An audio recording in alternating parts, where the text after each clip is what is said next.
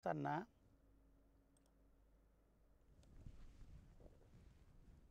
तुम्ही हे running notes काढता का? मी तुम्हाला अनुभवातून सांगतो, जो विद्यार्थी 5 विषयाचे 5 वेगवेगळे रजिस्टर करेल, तारीख टाकेल की ह्या तारखेला लाईव्ह क्लासमध्ये काय शिकवलं होतं, नाही तर उगं पिक्चर पाहण्यासारखं करू नका.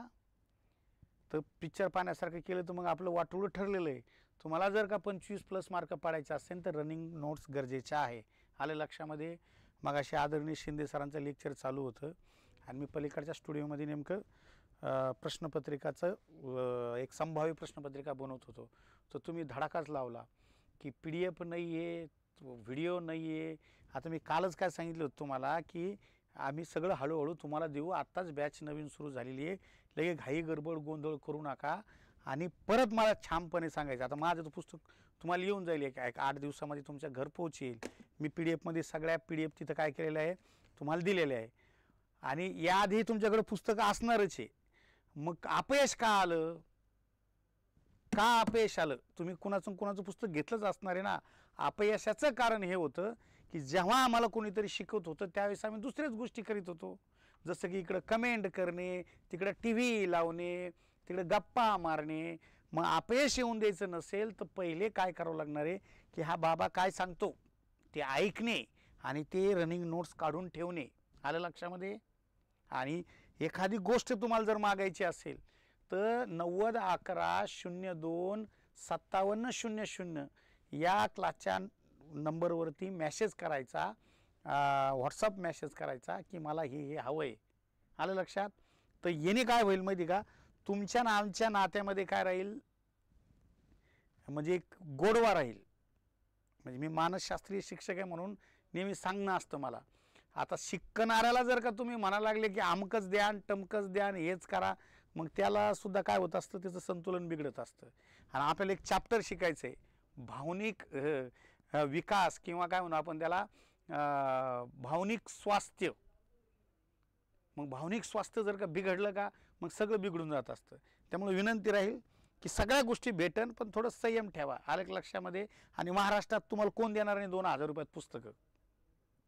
ते बाळासाहेब त्यांना लई काय येतो मध्ये पोरांचा क्यू येतो. अरे ज्या पोराला मी घडवलेलं आहे त्या पोरांची बॅच 2500ची, ती तुम्हाला पुस्तकही देत नाही. हो, यूट्यूबवर जेवढे काही पोरं तुम्हाला दिसतात मानसशास्त्र शिकवणारे, ते विजय सुराशेचे काय माहिती का विद्यार्थी आहे. विचारा एखाद्या वेळेस कोणाला जे दिसतात का तुम्हाला. आता छान जाम करते. आता मी शाळेवरचं आहे, मी तुम्हाला कालच सांगितलं की मला जास्त नाचता येत नाही कारण आचारसंहिता असती. जे ग्रँटेड शाळेवरचे शिक्षक आहे का त्याला आचारसंहिता असती की छुम छन न न न न न नाही करता येत आम्हाला. आलं लक्षामध्ये? मी ज्यावेळेस लहान होतो वयाने खूप केलं आहे, 12-15 वर्ष झाले, सगळं मस्त नाचलो आहे पार पोरांना पास करण्यासाठी. असो, पण आता इथून पुढं आपलं ठरलं आहे की सगळं गोडीत गोडी सगळं होईल, दमादमाने सगळ्या लावण्या, सगळे गाणे सगळे वाजतील. थोडा वेळ द्या. आता मी विषयाकडे येतो. विषय तर पहिले 2-4 दिवस तुम्हाला असं सांगाच लागणार आहे, मुलांना सवय नसते ती. तर प्रश्न इथं येणार आहे तुम्हाला. पहिला प्रश्न काय येईल की जन्मपूर्व अवस्थेत एकूण अवस्था किती? तर ह्या 4 आहे. मग पहिली अवस्था कोणती? जनना अवस्था. दुसरी कोणती? गर्भावस्था. तिसरी कोणती? भ्रूणावस्था. आणि चौथी कोणती? अर्भका अवस्था. आता तुम्हाला मी अजूनही सांगतो, महाराष्ट्रामध्ये सगळ्यात जुनं म्हणजे माझ्या अगोदरचं म्हणजे सोबतच येऊ 1 महिन्याचा फरक होता, के सागरचं पुस्तक होतं. आणि बाप माणूस प्रकाशक आहे त्या के सागर नावाचा व्यक्ती महाराष्ट्रात. त्यांच्यावर डोळे झाकून लोक काय ठेवतात, विश्वास ठेवतात. त्या पुस्तकामध्ये आहे का बांधवांनो, ही या ठिकाणी 3च अवस्था दिलेल्या होत्या. किती अवस्था दिल्या होत्या? 3च अवस्था दिल्या होत्या. आणि मी तुम्हाला सांगतो की मी DEDचा संदर्भ घेतला होता, BEDचा संदर्भ घेतला होता. त्यानंतर जे काही शिक्षण अधिकाऱ्याचे पेपर मी तेव्हा द्यायचो, नवीन माझं BED झालं होतं तेव्हा. तर मग त्यात बऱ्याचसा मला संदर्भ सापडला की अवस्था ह्या 3 नसून किती आहे? 4 आहे. तर माझ्या पहिल्याच प्रकाशनामध्ये मी अवस्था किती दिल्या होत्या? 13च्या 4 दिल्या होत्या. तर मला बऱ्याच जण पोरं सांगायचे, सर के सागरमध्ये तर किती दिलेल्या आहे? 3 दिल्या आहे, मग तुम्ही चौथी का सांगता? मी तो बाळा ते आपल्या सिलेबसला आहे ना ऑलरेडी. फडके असेल, सुविचार असेल, त्यानंतर निराली प्रकाशन असेल, यांनी 4 अवस्था सांगितल्या आणि ह्या अवस्था ह्या प्रकाशन हे स्वातंत्र्याच्या अगोदरपासून आहे, त्यामुळे आपल्याला त्यांना प्राधान्य द्यावं लागेल. तर परीक्षेत 2017ला यावर प्रश्न आलता की जन्मपूर्व अवस्थेच्या खालीलपैकी कोणती अवस्था नाही किंवा आहे. मग ज्याला ह्या 4 माहिती दिलेलं होतं बांधवनो, त्याला या प्रश्नाचं उत्तर सांगता आलं. त्यामुळे तुम्हाला शिकवणारा माणूस सुद्धा त्याच्या विषयात बाप माणूस आहे. तुम्ही त्यामुळे ताण नाही घ्यायचा. ठीक आहे, तुम्ही आवर्जून सांगायचं आम्ही अशा माणसाकडे शिकतोय की त्याचे विद्यार्थी साधे यूट्यूबवर मानसशास्त्र शिकवतात, बॅचेसमध्ये ऑनलाईन सुद्धा मानसशास्त्र शिकवतात. एखाद्याला नोकरी नसन लागन, पण त्यांनी पैसा मात्र भक्कम कमवलेला आहे माझ्या विद्यार्थ्यांनी. आलं लक्षामध्ये? चला मग आता सर हे झालं ह्या गोष्टीवर. तर ह्या सर्व गोष्टींचं वैशिष्ट्य काय आहे? तर वैशिष्ट्य हे आहे की जनने अवस्थेचा कालखंड विचारला जाऊ शकतो परीक्षेत 0 ते 2 वर्ष. गर्भावस्थेचा कालखंड विचारला जाऊ शकतो परीक्षेत 2 ते 10 वर्ष, 10 महिने. त्यानंतर महिने नाही, आठवडे येते, सॉरी. भ्रूणावस्थेचा कालखंड 10 आठवडे ते जन्मापर्यंत. आणि अर्भका अवस्थेचा जन्मापासून ते 1 महिना. आलं लक्षात? जन्म झाला, दिवस झाला की लगे अवस्था काय होणार? बदलणार. जसं त्याचा कालावधी संपला की अवस्था बदलते. तर तुम्हाला हुकूम चुकून प्रश्न येऊ शकतो की खालीलपैकी कोणत्या अवस्थेत मुलगा जन्म घेतो? मग सांगा बरं, जन्म कोणत्या अवस्थेत घेणार आहे मुलगा? पटकन सांगायचं की स्क्रीनवर दिसतंय तुम्हाला, मुलगा जन्म कोणत्या अवस्थेत घेणार आहे? सांगा पटकन पटकन पटकन पटकन.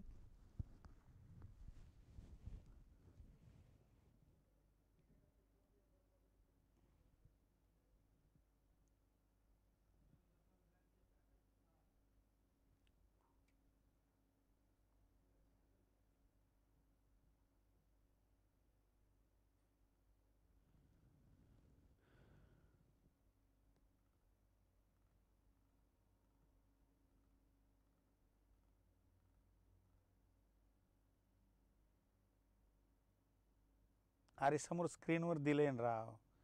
अय बाबांनो, अरे गुरुजी कसं करा बरं आता? बघा बरं, स्क्रीनवर दिसतंय तुम्हाला, तरी सुद्धा तुम्ही कन्फ्यूज होताय म्हटल्यावर काय आहे? देवा देवा देवा देवा देवा, पहा बरं आता तुम्ही. आणि मग आता स्क्रीनवर दिले, मी समजूनही सांगितले, टिक मार केली, आणि तरी तुम्ही जर 3 आणि 4 आणि 3 आणि 4 तुम्ही म्हणत असता, तर मग कसं करायचं? कसं पास होता तुम्ही? किती बेसिक नॉलेज रे मित्रांनो. सगळ्यांचा असं एकच नंबर यायला पाहिजे होता, धन धन धन धन धन धन. अर्भका अवस्थेत जन्म होत असतो का? अरे भ्रूणा अवस्थेत जन्म झाला ना त्याचा, 10व्या आठवड्यापासून ते जन्मापर्यंत म्हणलंय. मग जन्म झाला की अवस्था बदलणार आहे. मग जन्म कोणत्या अवस्थेत झाला? भ्रूणा अवस्थेत झाला. अर्भका अवस्थेत जन्म नसतो होत. तुमचे इथंच 250 ते 300 दिवस काय होतात? पूर्ण होतात. जन्मानंतर, जन्म झाला, जन्मापर्यंत अवस्था कोणती आहे? भ्रूणा पर्यंत म्हटलं इथं. आणि जन्मापासून म्हणजे आता जन्म झाला, आणि मग जन्म झाल्या झाल्या अवस्था. मुलगा कुठल्या अवस्थेत जन्म होतो? भ्रूणावस्थेत. डोक्यात ठेवा, सर्वात मोठा कालखंड याचा आहे, 10 आठवड्यापासून ते जन्मापर्यंत. म्हणून याला स्टार करून ठेवा. एखादा मुलगा कोणत्या अवस्थेत जन्मतो? जन्म झाल्यानंतर तो अर्भक म्हणतात. अर्भक म्हणजे काय? की लोण्याचा गोळा, कापसाचा गोळा जो असतो त्याला अर्भक म्हटलं जात असतं. आलं लक्षामध्ये आता? ठीक आहे, काही अनुभव नसेल काही जणांना, डोक्यात नाही आलं ते. आणि शेवटचं लक्षात ठेवायचं, गणित थोडंसं काय म्हणते त्याला, तुमचं कच्चं असेल. पहिला आकडा सोडून द्यावं, 10 आठवडे. हे जन्म कुठं झाला? जन्मापर्यंत. जन्म झाला की तो असतो भ्रूण अवस्थेमध्ये. हा क्वेश्चन येऊ शकतो. परत याचा सिक्वेन्स लावायला येऊ शकतो. सिक्वेन्स कसा लावणार? की जोड्या लावा, की क्रमाक्रमाने लावा, याचा योग्य सिक्वेन्स. तर जनना पहिले इथं आईमधील काही काय म्हणू आपण त्याला, पेशी असतात वायच्या किंवा एक्सच्या, त्यांना मिळून बांधवणू या ठिकाणी काय अवस्था असती? जननावस्था निर्माण होत असती. आणि नंतर गर्भावस्थेत त्याचा विकास होत असतो. मुलांना बरं इतकं डीप नाही जायचं आपल्याला, पण कान, नाक, डोळे वगैरे हे गर्भावस्थेमध्ये येत असतात. भ्रूणावस्थेत जन्म होतो, आणि ह्या अवस्थेत मुलाची खूप काळजी घ्यावी लागते 1 महिन्यापर्यंत. मग 1 महिना झाल्याच्या नंतर तो येत असतो उत्तर अवस्थेमध्ये म्हणजे शैशवावस्थेमध्ये. मग याचा कालावधी किती आहे? 1 महिना ते 2 वर्ष असा तुम्हाला परीक्षेत येईल. आणि ह्या वयावर खूप वेळा प्रश्न आलेला आहे. पहिल्या 2017च्या टेटला सुद्धा क्वेश्चन आलता की तान्ह बाळाचं वय काय असतं. तान्ह बाळ म्हणजे काय? शैशवावस्था. आलं लक्षामध्ये. त्यानंतर बाल्यावस्था 2 ते 6 वर्ष, किशोरावस्था. मग तुम्हाला परत प्रश्न येईल की खालीलपैकी कोणत्या अवस्थेत मुलगा हा औपचारिक शिक्षणासाठी सक्षम झालेला असतो. सांगा बरं मला उत्तर. औपचारिक शिक्षणाला सुरुवात कधीपासून होते? सांगा पट पट पट पट पट पट पट. औपचारिक शिक्षण कधीपासून द्यायचं सांगा बरं.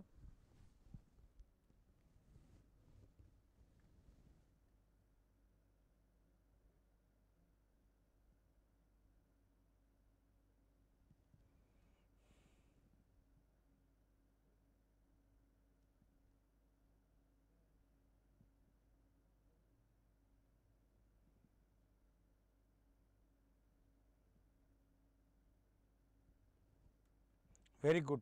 यावर प्रश्न येऊन गेला. नाही ना, बाल्यावस्था नाही हो राजे, बाल्यावस्था नाही, किशोरावस्था. तर लक्षात ठेवा की पियाजे नावाचे शास्त्रज्ञ म्हणतात की 2.5 वर्षापर्यंतच्या मुलाला, किती वर्ष झालंय? 2.5 वर्ष. 2.5 वर्षापर्यंतच्या मुलाला खेळू द्या, बागडू द्या. त्याच्यामधले जे काही कला, कौशल्य, क्षमता तुम्ही ओळखा. आणि नंतर त्याला 2.5 वर्षानंतर, 2.5 ते किती वर्षानंतर? 6 वर्षापर्यंत तुम्ही त्याला काय करा? ते 6 वर्षापर्यंत त्याला काय करा? बालवाटिका. बालवाटिका म्हणजे काय? त्याला प्ले ग्रुप, नर्सरी वगैरे जे म्हणत नाही का आपण त्याला. आता सध्या नवीन शैक्षणिक धोरणात त्याला एक महत्त्वाचा गट, फाउंडेशन मानलेलं आहे. तर हे बालवाटिका तुम्ही काय करा? त्याला 6 वर्षापर्यंत ठेवा. किंवा ज्याचा हात हा कानापेक्षा खाली गेला रे गेला, मग त्याला तुम्ही कशात टाका? शाळेत टाका असं म्हटलेलं आहे. मग ते वय काय असतं? 6 वर्ष पूर्ण. आलं लक्षामध्ये. आणि मग तुम्ही काय करायचं आहे? त्याला त्या अवस्थेचा भाग असतो तो किशोरावस्था. मग ह्या आधीच्या दोन्ही अवस्था इथं शिक्षण कसं द्यायचं आहे मग मुलांना आपल्याला? अनौपचारिक पद्धतीनं. कसं द्यायचं आहे? अनौपचारिक पद्धत. आता गुरुजी म्हणा औपचारिक आणि अनौपचारिक काय फरक आहे? काय फरक आहे सांगा बरं मला. अनौपचारिक आणि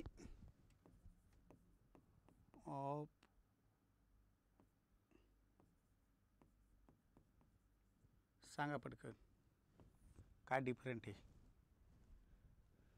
सांगा एका वाक्यात पटकन फास्ट.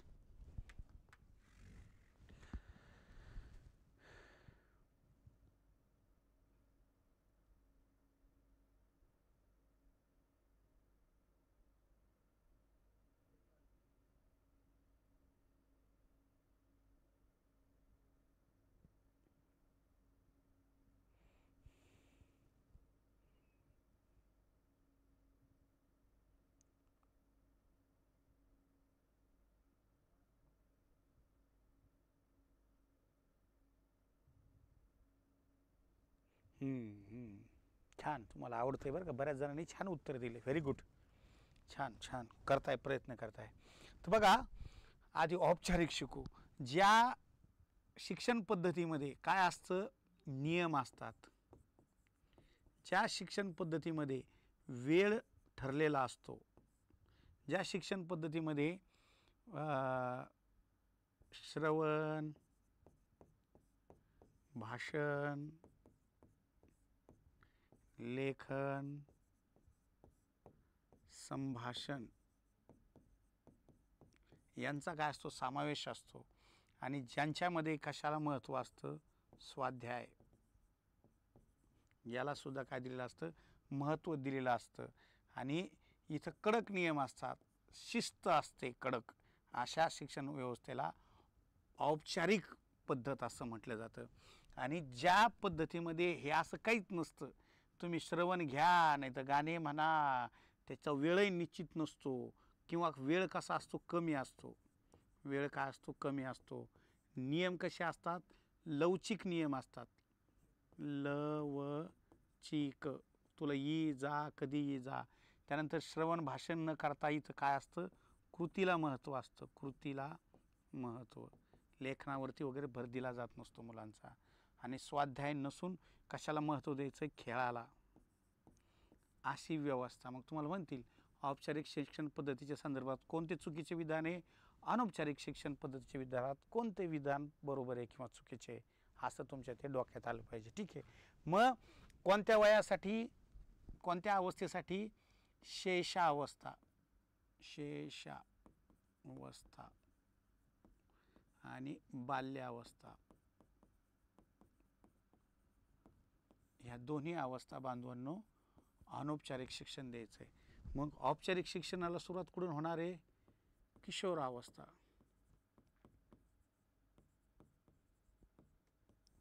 हे डोक्यात ठेवायचं. हे IMP 100% प्रश्न येणार म्हणजे येणार याच्यावरती. ठीक आहे. कन्सेप्ट क्लिअर झाली की मला सांगा पटकन पुढं जायला. कन्सेप्ट क्लिअर झाली का? हा, अनौपचारिक म्हणजे सहज दिले जाणारं सुद्धा म्हणू शकता. खास करून ते खेळाच्या आणि कृतीच्या माध्यमातून दिलं जातं. लवचिकता असते, वेळ कमी असतो. इकडे वेळ निश्चितच असतो.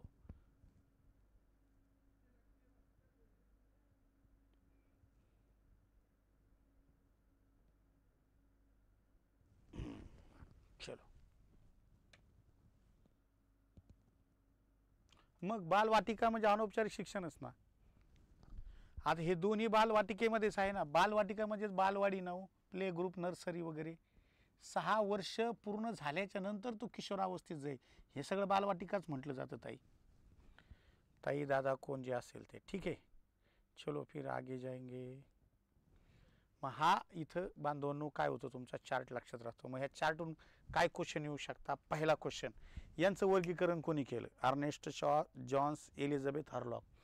पहिल्या अवस्थेत किती अवस्था आहे, 4. कोणत्या आहे, जनना, गर्भा, भ्रूणा, अर्भका. आलं लक्षात. जन्माच्या वेळेची अवस्था कोणती आहे, भ्रूणावस्था. जन्मानंतर काय होणार, ती अर्भका अवस्था होणार. ठीक आहे. परत सर्वाधिक कालखंड कोणत्या अवस्थेचा असतो, 10 ते जन्मापर्यंत. आलं लक्षामध्ये. ठीक आहे. मग आता पुढं जर बांधून आपण बघितलं तर जन्म उत्तर अवस्थेची पहिली अवस्था कोणती, तर ती असते शैशवावस्था. मग शेवटची अवस्था कोणती, तर वृद्धावस्था. सिलेबसमध्ये कोणत्या अवस्था आहे, 5 अवस्था. शैशवावस्था, बाल्यावस्था, किशोरावस्था, पौगंडावस्था, कुमारावस्था. आणि आणखीन थोडं डीप करण्यासाठी कुमारावस्थेचे 2 भाग पाडले. पूर्व कुमारावस्था, पूर्व किशोरावस्था, उत्तर किशोरावस्था. पूर्व कुमारावस्था आणि उत्तर कुमारावस्था. आणि अत्यंत महत्त्वाची एक अवस्था राहिली सांगायची, ती म्हणजे पौगंडा अवस्था. कोणती अवस्था, पौगंडा अवस्था. पौगंडा अवस्था ही कुमारावस्था आणि किशोरावस्थेला जोडणारा दुवा म्हटलं गेलेलं आहे. आलं लक्षामध्ये. याची ही पूर्व अवस्था आहे आणि याची ही उत्तर अवस्था आहे. त्यामुळे ही इथं जोडणारा हा काय सांगितलेला आहे, दुवा सांगितलेला आहे. हे आवर्जून काय करा, लक्षात असू द्या. ठीक आहे. चलो फिर. आता काल आपण पूर्णतः पाहिला, याचा व्हिडिओ मी तुम्हाला टाकून दिलेला आहे. तर आपण डायरेक्ट आता चार्टद्वारे सुद्धा याचा डिटेल्स काय करूया, अभ्यास पाहूया. आणि हे तुम्हाला कोण सांगणार नाही. फक्त एक काल प्रश्न संदिग्ध होता बघा, हा, आणि 2016ला आलेला.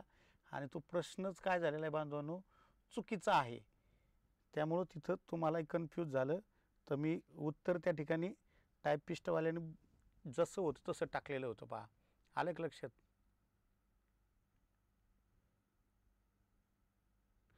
हाच प्रश्न आहे. तो प्रश्न तुम्हाला समजून सांगायचा आहे की हा का चुकीचा आहे आणि काय आहे. आपण जेवढं काल बघितलं होतं कुमारावस्थेच्या संदर्भामध्ये, की मुला मुलींविषयी त्यांना आकर्षण असतं, म्हणजेच त्यांना बांधवांनो त्यांना वाळीत टाकायचं आहे का, नालायक म्हणायचं आहे का, तर नाही. आधी एका विधानाचं आपण स्पष्टीकरण बघूया. शिक्षकांनी वर्गात एकात्म पद्धतीचा अवलंब करावा. एकात्म पद्धत म्हणजे काय, मुलात भेद टाकू नका. हे विधान परफेक्ट आहे. आलं लक्षामध्ये. टाकायचं नाही आपल्याला भेद. त्यानंतर विद्यार्थ्याच्या कल्पनाशक्तीच्या प्रगटीकरणाला टाळावे का. अहो, कल्पनाशक्तीचा विकास करायचा आहे, हे शाप काय आहे बांधवणं, चुकीचं आहे. तिथं विधान प्रश्न काय म्हणतो, कुमारावस्थेतील विद्यार्थ्यांना अध्यापन करताना शिक्षकांनी पुढीलपैकी कोणत्या गोष्टीचा विचार करावा. मग आता विचार कशाचा करायला पाहिजे, म्हणजे चांगलं काय आहे. चांगलं म्हणजे सत्य विधान शोधायचं आहे. सत्य ऑब्लिक छान, चांगलं काय शोधायचं आहे. मग आता मला सांगा, एकात्मकरण करायचं का विभक्त करायचंय? अहो, राष्ट्रीय एकात्मता निर्माण करायची तुम्हाला, हे विधान बरोबर आहे. आणि विद्यार्थ्यांना प्रगटीकरण टाळणार कसं तुम्ही, हे विधान चूक आहे. मग शिक्षकाच्या आचारात आणि विचारात विसंगती नसावी, हे विधान सुद्धा बरोबर आहे. आचारात म्हणजे काय बांधवांनो, प्रत्यक्ष कसं वागता, प्रत्यक्ष कसं तुम्ही वागता, आणि विचार काय करता, जे विचार करता तेच वागा. ती विसंगती नसावी म्हटलेलं आहे. मग हे विधान बरोबर आहे. इथं जरी विधान निगेटिव्ह आलं तर ते फायद्याचं आहे. जसं आपण कारलं खाल्ल्याने फायदाच आहे आपला. हां. त्यानंतर मुलींच्या एकत्र बोलण्याची संधी देऊ नये म्हणतो तो. अहो, दिली पाहिजे मुलांना संधी, आकर्षण कमी होतं. आलं का लक्षामध्ये? हां, जो मुलगा शक्यतो नेहमीच मुलीमध्ये खेळतो, लहानपणी राहतो, किंवा ज्याच्या घरी बहिणी वगैरे आहे, असे लेकरं शक्यतो वायफट निघत नाही. पण ज्याच्या घरी कोणीच नाही ते असे लय नालायक निघत असते. तर त्यामुळं बांधवांनो, हे विधान काय या ठिकाणी संधी देऊ नये म्हटले, दिली गेली पाहिजे मुलींना एकत्र राहण्याची, खेळण्याची. तर बांधवांनो, मग इथं 2 विधान चुकीचे आणि 2 विधान बरोबर आहे. मग याकरता हा प्रश्नच काय झालेला आहे माहिती आहे का, चुकीचा दिलेला आहे. हा रद्द झालेला प्रश्न आहे. रद्द. आलं का लक्षामध्ये? इथं 2 बरोबर आले आणि 2 चुकीचे आलेले आहे. कारण पुस्तकातच संदर्भ आहे, आपल्या कल्पनाशक्तीचा विकास झाला पाहिजे. इथंच चुकलं मध्ये. त्यानंतर आचारात आणि विचारात काय करावी, इथं नाही काढलं तर मग हे चुकीचं होतं ना. आचार आणि विचार वेगळे नसले पाहिजे, सारखेच पाहिजे ते. आणि संधी देऊ नये हे सुद्धा चुकीचं आहे. हे 2 मोठे बिग प्रश्न काय बांधवून चुकीचे दिलेले आहेत त्यांनी. त्यामुळं प्रश्न रचना करताना चुकतं. आणि तुम्ही लक्षात ठेवा, MPSC पूर्वपरीक्षेत 100 क्वेश्चन असतात, त्यापैकी दरवेळेस 3-4 क्वेश्चन चुकते.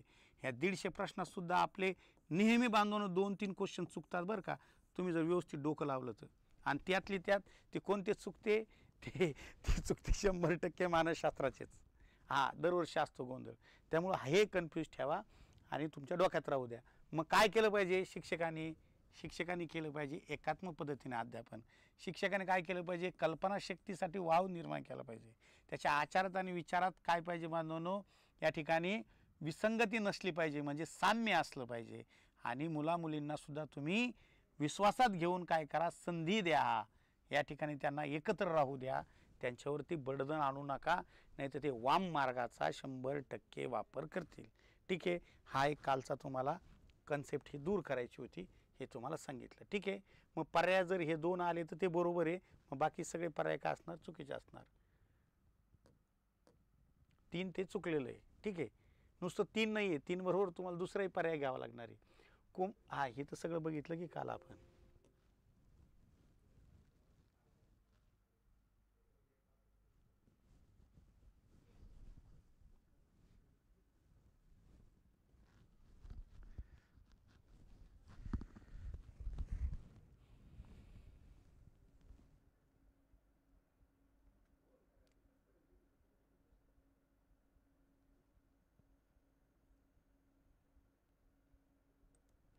अत्यंत महत्त्वाचा घटक आहे हा.